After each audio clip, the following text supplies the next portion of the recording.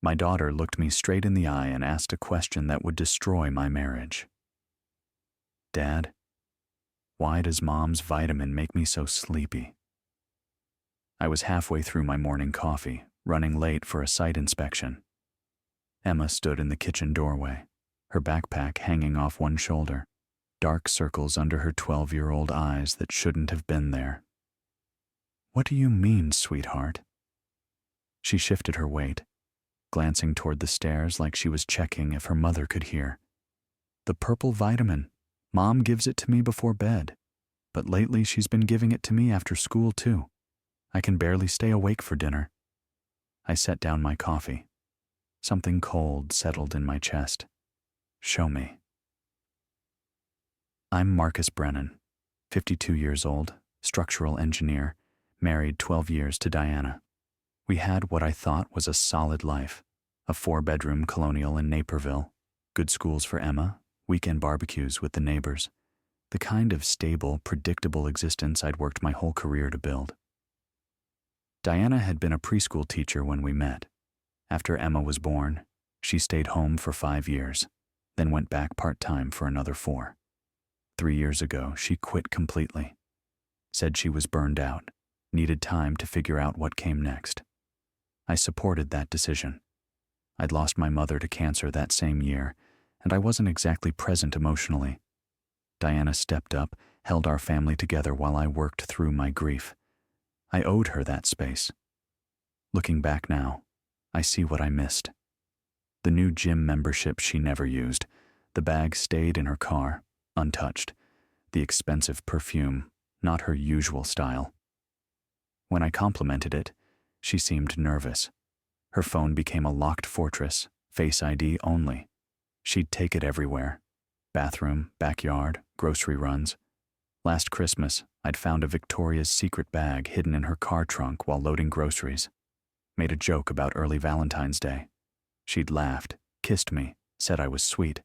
I'd believed her because I wanted to, because suspecting your wife means facing the possibility that your entire life is a lie.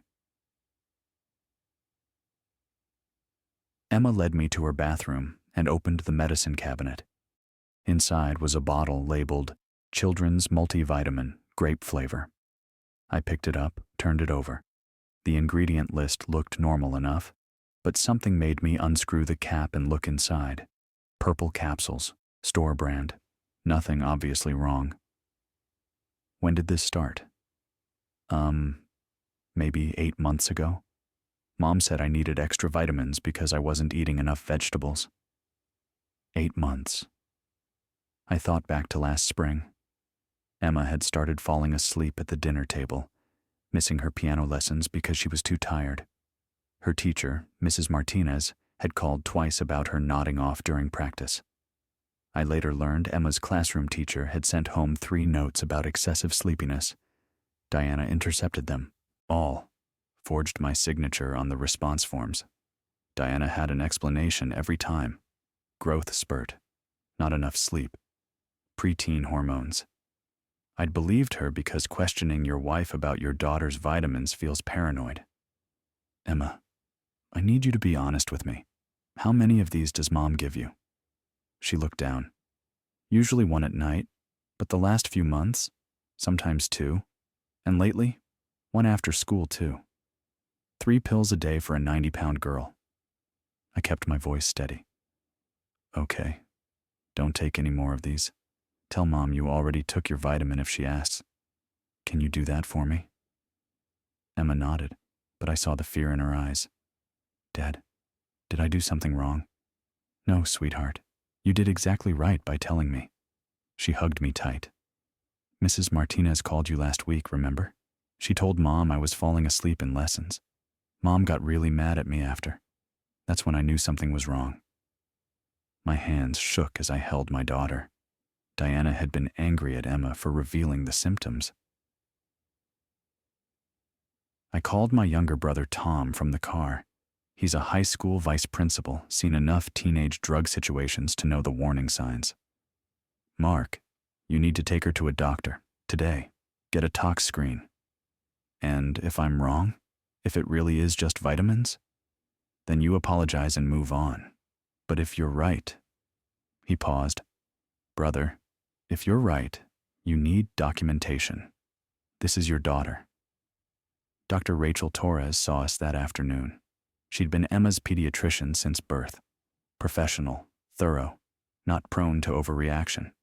She listened without interrupting as I explained, then examined Emma, asked questions about sleep patterns, concentration, appetite. I'm ordering a comprehensive toxicology panel. Results in about 3 days. She looked at me directly. Marcus, off the record? Those symptoms, persistent drowsiness, difficulty concentrating, the timing with the vitamins, that's consistent with antihistamine sedation. Diphenhydramine, probably. At the doses you're describing. Potentially harmful for a child Emma's age. What kind of harm? Developmental delays in cognitive function, memory impairment. The fact that this has been going on for 8 months? She shook her head. We need those results. Meanwhile, no more vitamins. I drove Emma home in silence. She fell asleep in the passenger seat within 10 minutes, her head against the window. I didn't go straight to confrontation. I'm an engineer.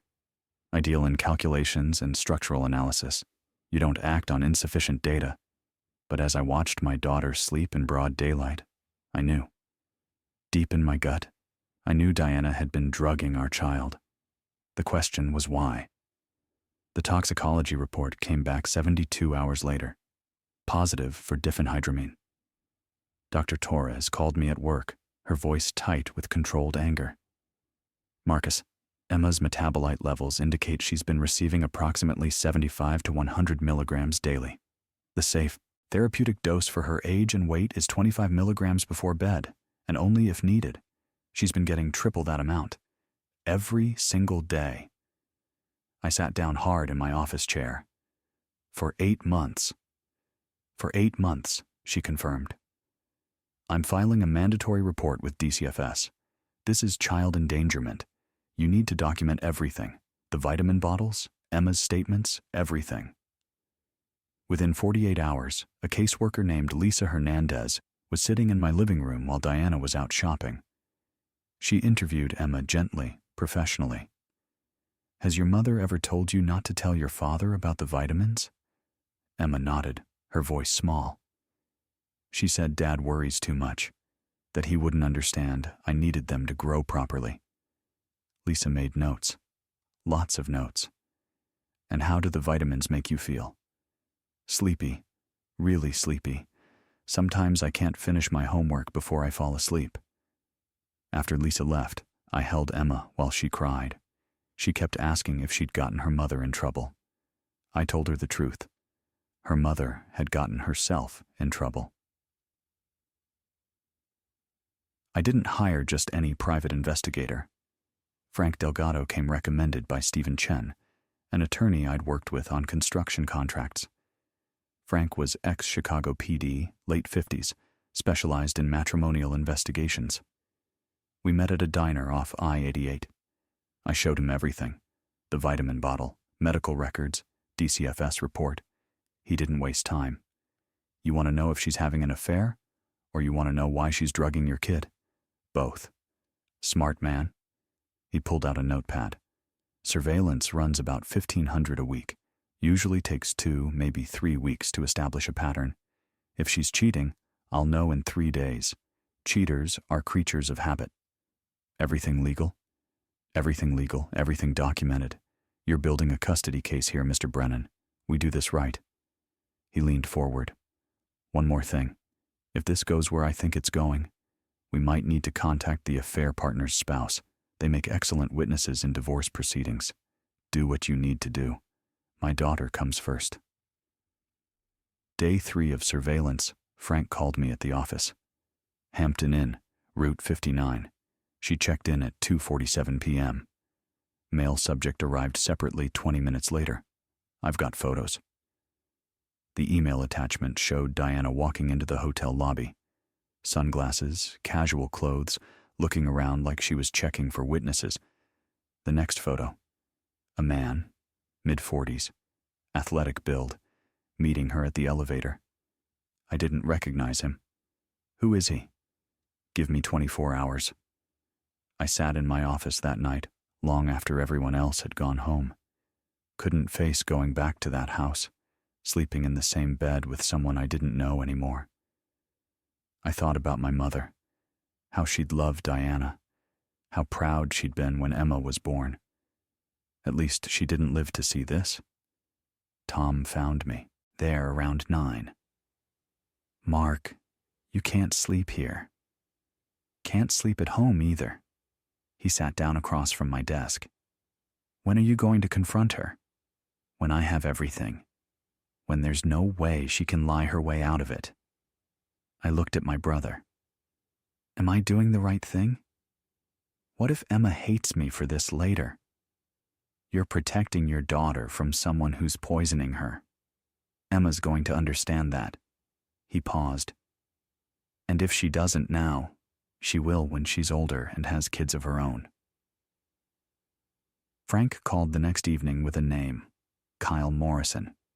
45, lived in Wheaton, married with 2 kids, regional sales manager for a pharmaceutical supply company.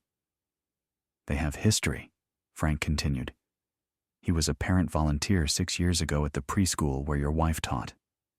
Looks like they reconnected on Facebook about 10 months ago. 10 months.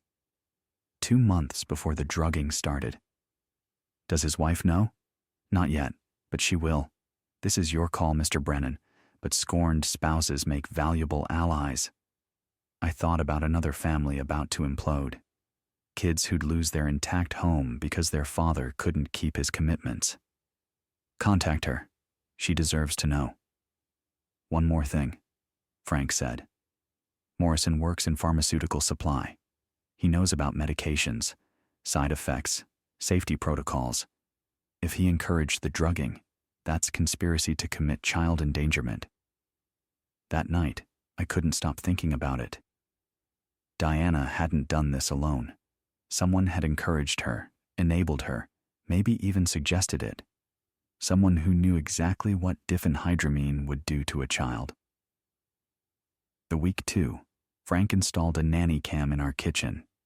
Hidden in the smoke detector, perfectly legal in Illinois as long as it's in your own home and you're the one installing it. I felt dirty doing it, but Emma's safety outweighed my discomfort. 3 days later, Frank called. You need to see this. I met him at his office. He pulled up the video on his computer. Diana, standing at our kitchen counter. Emma at the table doing homework. Diana opening the spice cabinet, not the medicine cabinet in Emma's bathroom, and pulling out an unmarked bottle.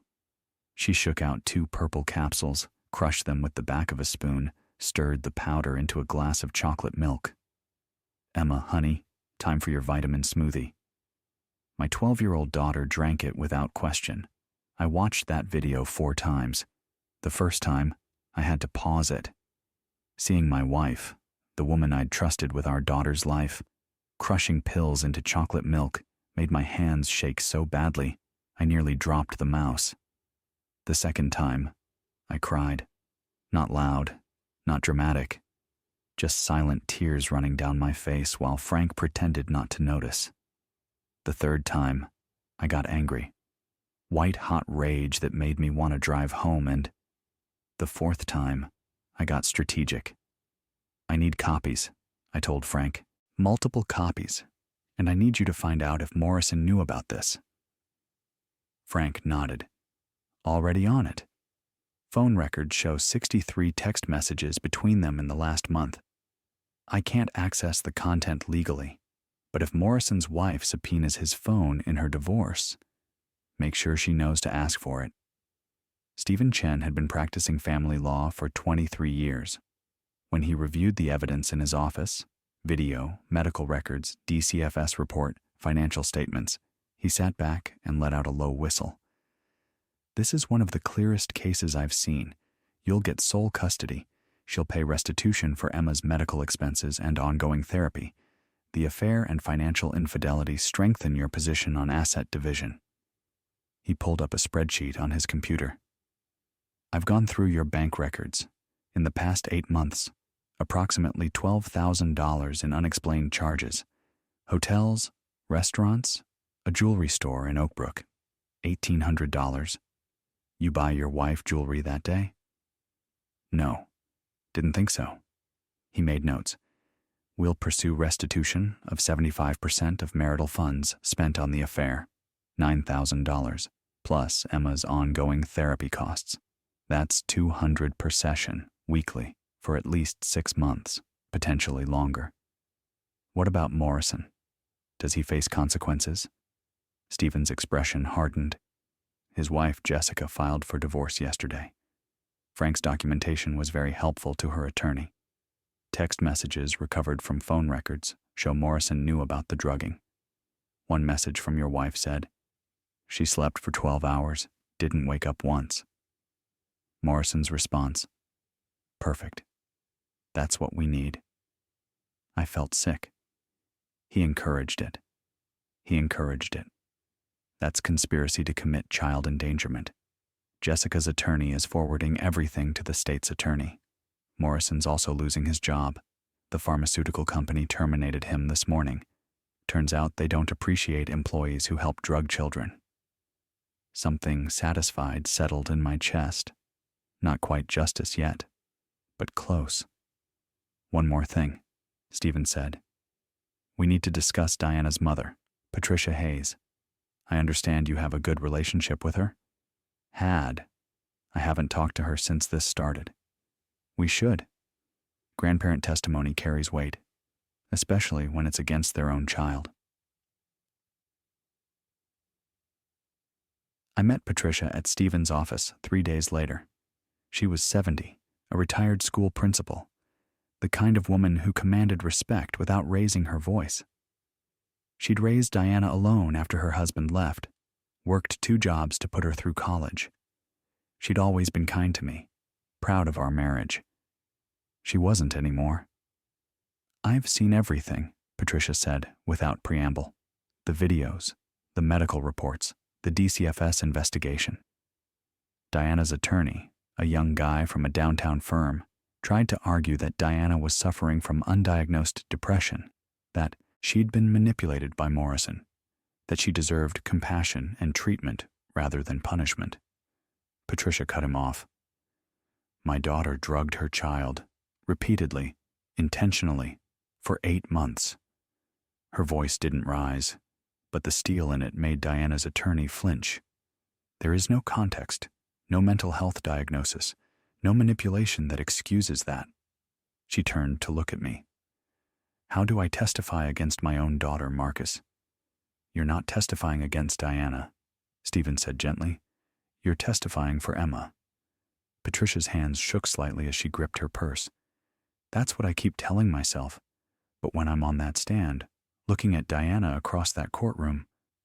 She paused. I'll be destroying her life. She destroyed it herself. I said quietly. You're just telling the truth. Patricia nodded slowly. I've babysat Emma twice a week since she was born. We make cookies together. She calls me every Sunday. She's not just my granddaughter. She's one of the most important people in my life. She looked directly at Diana's attorney. And I will not let my daughter's choices destroy that little girl any more than they already have. I'll testify. Diana's attorney closed his folder. He knew it was over. I didn't ambush Diana with the confrontation. I told her we needed to talk, asked Patricia to watch Emma for the evening. Diana seemed nervous but agreed. We sat in our living room, the same room where we'd celebrated anniversaries, opened Christmas presents, watched Emma learn to walk. Now it felt like a courtroom. I pulled out my laptop and pressed play on the nanny cam video. Diana watched herself crush pills into chocolate milk, watched herself lie to our daughter. The color drained from her face. Marcus, I can explain. Try. She started crying immediately. The tears came fast, genuine, desperate. Kyle said Emma was too clingy, that I needed time for myself, time to feel like something more than just a mom. I never meant to hurt her. It was just Benadryl. It's over the counter. Parents give it to kids all the time. Parents give the recommended dose occasionally. You gave her triple that, every single day, for 8 months. I kept my voice level, but my hands were clenched so tight my knuckles were white. Do you have any idea what you've done to her developing brain? Diana put her face in her hands. I didn't think it would hurt her. I just needed a few hours where I could breathe. So you drugged our daughter so you could meet your boyfriend at the Hampton Inn. I leaned forward. $12,000, Diana. $1,800 on jewelry that wasn't for me. Hotel rooms twice a week.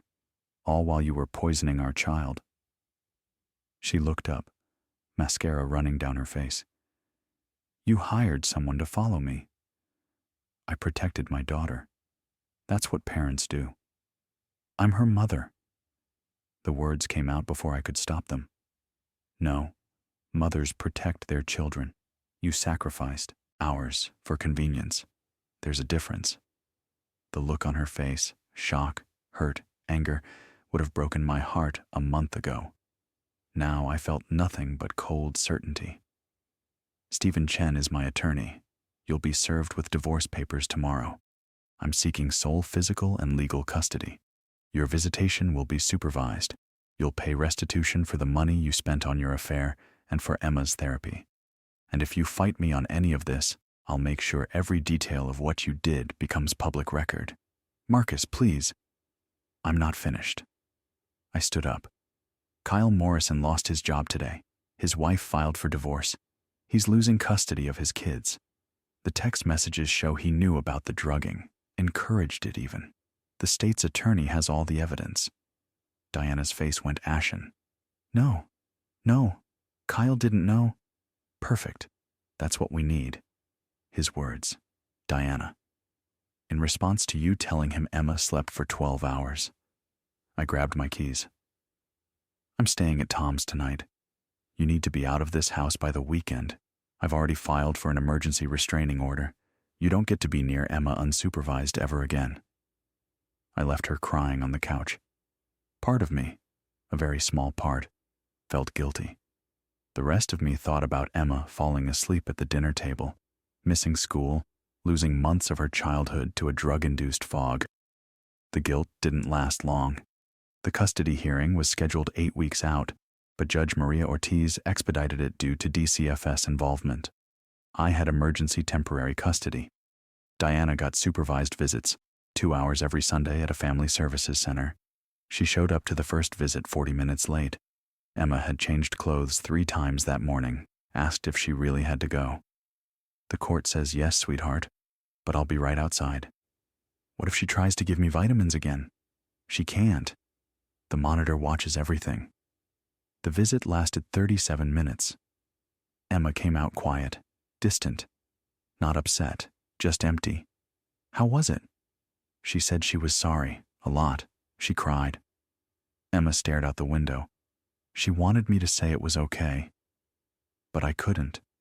You don't have to forgive her, Emma. Not ever, if you don't want to. The lady said I should give Mom another chance, that everyone makes mistakes. I pulled into a parking lot and turned to face her. Everyone makes mistakes, but what your mother did wasn't a mistake. Mistakes are accidents. What she did was a choice she made every single day for months. You don't owe her forgiveness on anyone else's timeline. Emma looked at me with eyes too old for 12. I don't want to see her again for a while. Then you won't. We modified the schedule to once monthly. Judge Ortiz approved it. The hearing was swift. Judge Ortiz had reviewed everything. The video, medical records, DCFS reports, Patricia's statement, the text messages between Diana and Morrison. Diana's attorney argued undiagnosed, depression, manipulation by Morrison, that she needed treatment rather than punishment. Judge Ortiz cut through it. Ms. Brennan, you hold a degree in early childhood education. You worked with children professionally. You know the importance of brain development and medication safety. She looked at Diana directly. Yet you chose to administer triple doses of sedatives to your daughter for 8 months. Not from ignorance, from convenience. The ruling. I got sole custody. Diana received supervised visitation twice monthly. She owed $9,000 in restitution plus Emma's therapy costs, $200 per session. Weekly, minimum 6 months. She had to complete parenting classes and psychological evaluation before any custody changes. The state's attorney declined criminal charges. Not enough evidence of intent to cause serious harm. Stephen advised me to let it go. You won what matters. It didn't feel like enough, but watching Diana walk out with nothing, maybe it was. Kyle Morrison fell harder. Jessica got primary custody, the house, and a heavily skewed asset division, $180,000 more than standard. Child support, $3,500 monthly, based on his former pharmaceutical salary. Former, because the company terminated him when the drugging allegations surfaced. Last I heard, he was working retail in Indiana, studio apartment, supervised visits twice monthly. I felt no pity. 3 months post-divorce, Emma had good and bad days. Good. Energy returned. Grades improved. Real laughter came back. Piano talent emerged once she could stay awake. Bad. Terrified of all medication. Weekly therapy with Dr. Sarah Lynn for trust issues and anxiety. One night, 6 months after discovery, Emma came to my office around 10. Can't sleep? She shook her head, pulled her knees to her chest. Nightmare. Mom was giving me vitamins again. I couldn't say no. I knelt beside her. Just a dream. You're safe. What if I forget she hurt me? What if I trust her again? You won't forget. Your body remembers. That's why you have nightmares. Your brain protecting you. Is it bad I still miss her sometimes? No, sweetheart. You can love someone and still be angry. You can miss who you thought they were and need to stay away from who they are. Those don't cancel out. Do you miss her? I miss who I thought I married, but that person might not have existed. And I'm okay with that now. She hugged me tight. I'm glad I have you, Dad. That night, she slept in my bed, like when she was little. I stayed awake, watching her breathe, grateful she'd been brave enough to ask about those vitamins. If she hadn't, how much longer? A year later, Tom came for dinner. We grilled while Emma practiced Mozart inside, her spring recital piece. She seems really good, Tom said. Getting there. Therapy twice monthly now instead of weekly. And you? Better than expected. Not dating. Emma needs stability. Everything else waits. Tom nodded. What would you tell someone going through this? I'd thought about it constantly. Trust your gut. If something feels wrong, it is. Watch the patterns. Diana's gym bag never moved for months. Her phone went from counter to classified. Emma fell asleep everywhere and I made excuses. You caught it. 6 months too late. That's on Diana, not you. Emma came outside. Mrs. Martinez wants me in a regional competition. Can I? Absolutely. She smiled, genuine and real, then went back to practice. Tom raised his beer. To good days. To good days. Here's what I learned. What I wish someone had told me. The signs are always there. Diana's gym bag sat unused in her car for 3 months. Her phone became a locked fortress overnight. Emma started falling asleep everywhere. I saw it all and made excuses because confronting the truth was terrifying. Last Christmas, I found a Victoria's Secret bag hidden in her trunk. Made a joke about Valentine's Day. She laughed, kissed me, said I was sweet. I believed her because I wanted to. Don't do that. If your gut screams something's wrong, listen. Watch your kids closely. Emma's teacher sent 3 notes home about her falling asleep in class. Diana intercepted them all, forged my signature. I never knew because I trusted my wife to handle school communications. Talk to teachers directly. Know what's happening in your children's lives. Don't assume your spouse is telling you everything. Document everything immediately. The video evidence, medical records, financial statements that won my custody case. Without documentation, it's your word against theirs. Family courts often favor mothers by default. If something feels wrong, start documenting. Screenshots, photos, dates, times. You might need them. Get professionals involved fast. I wasted 2 weeks trying to figure it out myself. 2 weeks Diana kept drugging Emma. Those 14 days haunt me. Doctor, attorney, investigator, let experts do their jobs. A private investigator cost me $4,000. Custody of my daughter. Priceless. Follow the money. Diana opened a secret credit card 2 months before the affair started. $12,000 in unexplained charges over 8 months. Money tells the truth when people won't. Check your bank statements. Know where every dollar goes. Act immediately. When you know something's wrong with your child, act that day. Worry about being wrong later. I'll regret those 2 weeks for the rest of my life. If you're reading this and something feels off, if your partner's behavior doesn't match their words, if your kids seem different, if you're making excuses for things that don't add up, stop. Check your bank accounts tonight. Look at 6 months of transactions. Note the patterns. Talk to your kids privately. Not, is everything okay? They'll say yes. Ask specific questions. How are you sleeping? Anything bothering you at school? Watch for changes. New hobbies that never materialize. Phone habits that shift overnight. Schedules that don't make sense. Document what you see. You might need it. And if you find something wrong, act immediately. Call a doctor. Call an attorney. Don't wait until the damage is irreversible. Emma is 14 now, 2 years later. Regional piano finalist last spring. Honor roll every semester. Volunteers at an animal shelter weekends. Wants to be a veterinarian. She still sees Dr. Lin monthly. Shorter sessions now. Maintaining progress, rather than crisis management. She still won't take medication without full explanation. Still has occasional nightmares. Still asks if it's okay to have mixed feelings about her mother. But we have honest conversations now, real ones. I know her friends, her worries, her dreams. I didn't before. I'd trusted Diana to be the bridge.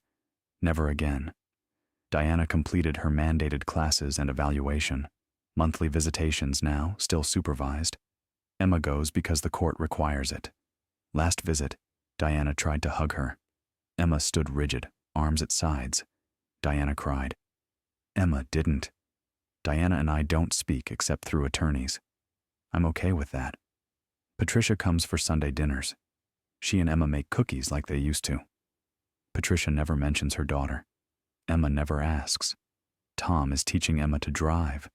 She's failed the permit test twice. Anxiety makes focus hard, but she's determined. Last week, Emma asked if I was lonely. I told the truth. Sometimes. But I'd rather be lonely than be with someone I can't trust. She nodded like she understood. Maybe that's sad, but it's honest, and honesty is what we have now. Honesty, safety, trust that's earned, not assumed. It's enough. 2 years ago, my daughter asked about a vitamin that made her sleepy. That question destroyed my marriage, exposed an affair, revealed 8 months of drugging.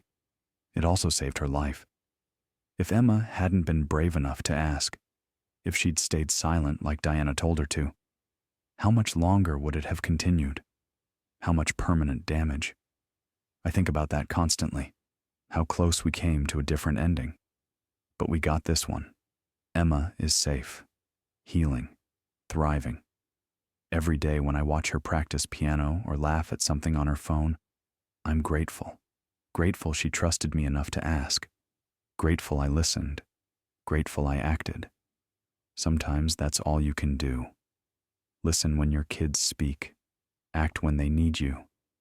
fight like hell to protect them from anyone who tries to harm them, even if that person is their mother, especially if that person is their mother. The other night, Emma came downstairs while I was finishing work emails. She sat on the couch, quiet for a minute. "Dad, can I ask you something?" "Always." "Do you think I'll ever be normal again? Without the nightmares and the medication anxiety?" I closed my laptop and sat beside her. "I think you'll be better than normal. You'll be someone who knows her own strength. Someone who survived something terrible and came out stronger." "That sounds like something Dr. Lin would say." "Well, she's expensive. Might as well use her material." That got a small smile. "But seriously, Em, you're already stronger than you know. You told me about those vitamins when you were scared. You testified to the court monitor about what happened. You go to therapy every week even when it's hard. That takes courage most adults don't have." She leaned against my shoulder. "I'm glad I told you." "Me too, kiddo. Me too." We sat there in comfortable silence, and I realized something. We were going to be okay. Not perfect, not undamaged, but okay. And sometimes, okay is more than enough. Marcus Brennan is a structural engineer living in Naperville, Illinois, with his daughter, Emma. 2 years after discovering his wife was drugging their daughter to facilitate an affair, he shares his story as a warning. Trust your instincts, document everything, and protect your children first. Always.